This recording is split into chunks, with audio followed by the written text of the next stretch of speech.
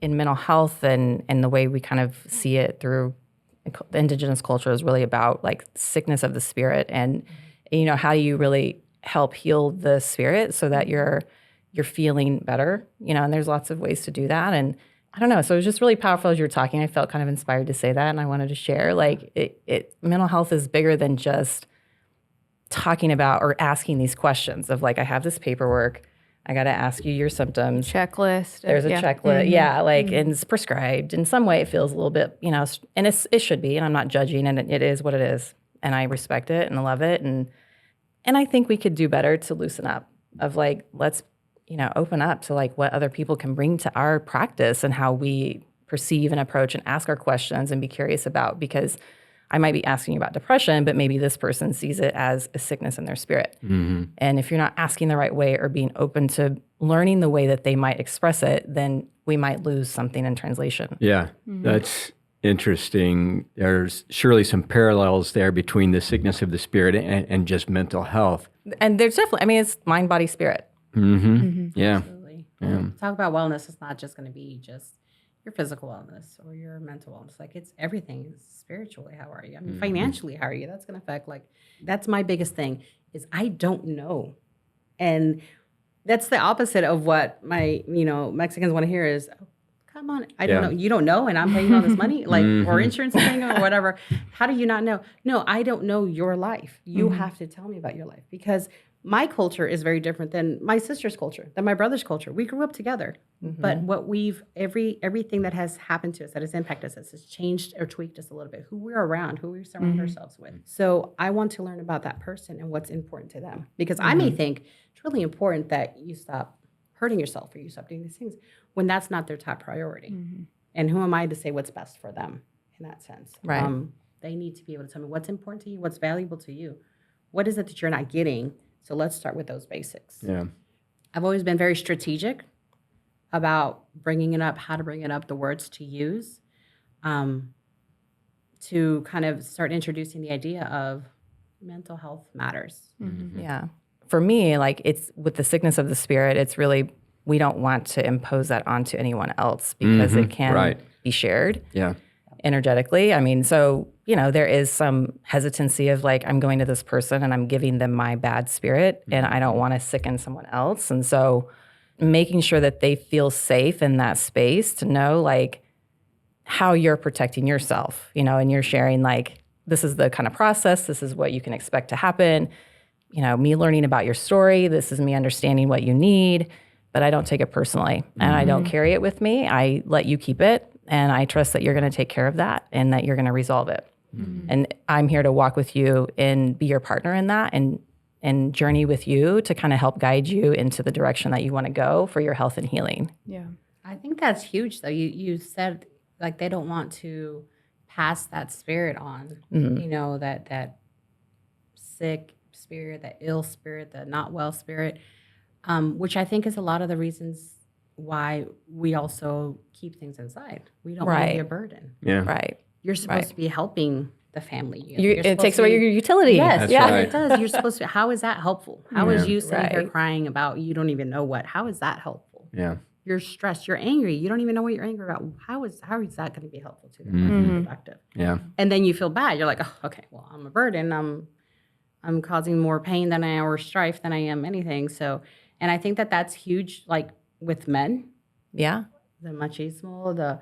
Now that I have the knowledge that I have, machismo isn't what it used to be to me when I was growing up. My mother was a single mother. She was very independent and she would say, never marry a Mexican. Machos. They're machos, which is, the whole do what I say and all these things. No feelings, right, were involved. So raising two boys has been really interesting with that. Their father is also Mexican. And he's actually someone that they sometimes go to talk.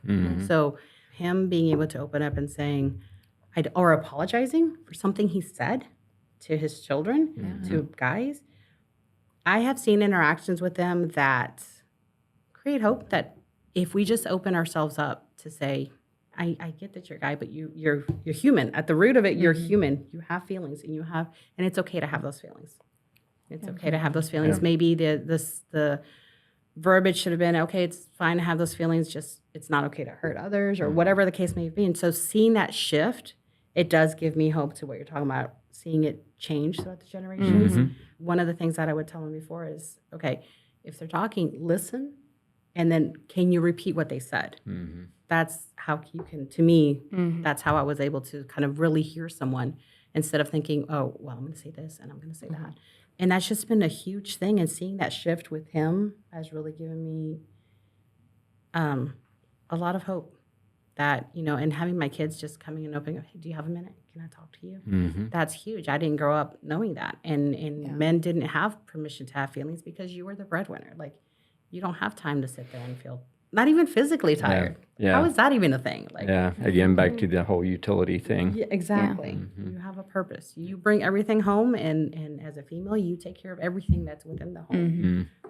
It sounds very stereotypical, but it's a lot. It's a lot of pressure, a lot of weight. I'll bet. And then you're coming into here now, like, I got to make sure, you know, the dentist appointments and the checkups and the things are happening and that there's food and it's a lot of pressure, Chris. Yeah. It's a lot of pressure.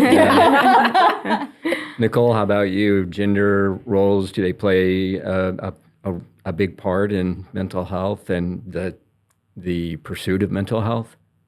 Yeah, I mean, I think that there's a lot of shame when it comes to seeking mental health. And I can't speak for the men in my circle and my community necessarily outside of just what I've experienced of them. Again, there's a lot of shame in terms of I need help and asking for help, and it's hard to ask for help. And that in and of itself is a barrier. It's just having the capacity to let yourself ask for help. Yeah. When we've talked about barriers, generations, you know, what we learn growing up, and then we mirror that maybe into our adult life. But I'm just curious, you know, how can, like, for instance, Family and Children's Services as a mental health agency, what can we do to meet the needs of these diverse communities? And how are we doing that maybe already?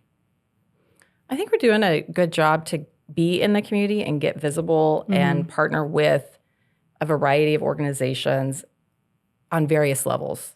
And so it's not just agency to agency, it's within the communities that we're serving. So I think we've done a really good job to put feet on the ground and get in those communities. And I think just more of that and really pulling on our staff, because we have within our agency so many resources that we probably don't even know about that could really pull us into a forward direction in this area of, like, really providing representation and access to communities that we haven't been in yet or that are still working with, and who's working for us, and how do we really leverage their talents and resources and strengths to pull us into those conversations with their communities.